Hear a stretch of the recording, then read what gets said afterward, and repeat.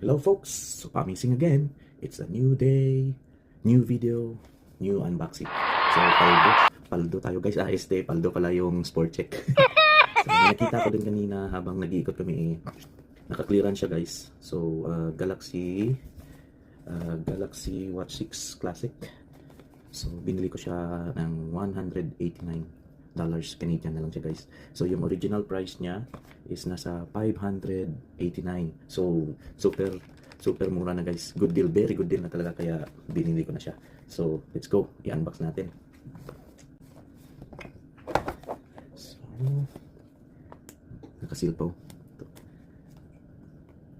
Ito siya.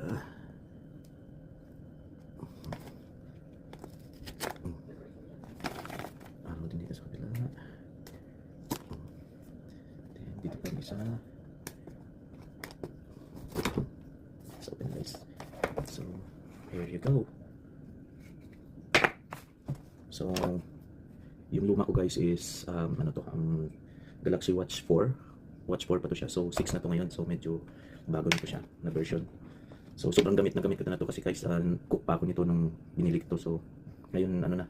Pero okay pa naman siya. Magana pa. Pwede pa. Pero hindi talaga ako makatanggi ng good deal. Nakita ko din ngayon guys. Wow. Nice. See guys, oh. Wow. Ang ganda. Napo. Shucks. So yung size nito guys is size nito is 47mm. Yan. Bagay kasi kaya sa akin itong ganito kalaking watch. Let's see. Wow. Ang ganda. Nice. Ayos ba guys? Ayos. Ang ganda oh. Ako. Kailangan kong bilhan to ng case. Nakakatakot na magasgasan. Oh. Ayos, ang ganda. So ano yung mga kasama nito sa box? Let's see. Ito sa kabila. Manual. Yung manual. Then dito sa kabila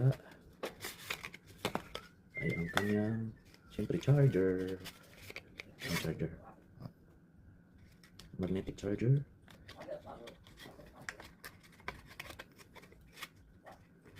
Ganda. Yun lang guys, wala na. So sobrang liit itong isa ko is ito 40mm lang to.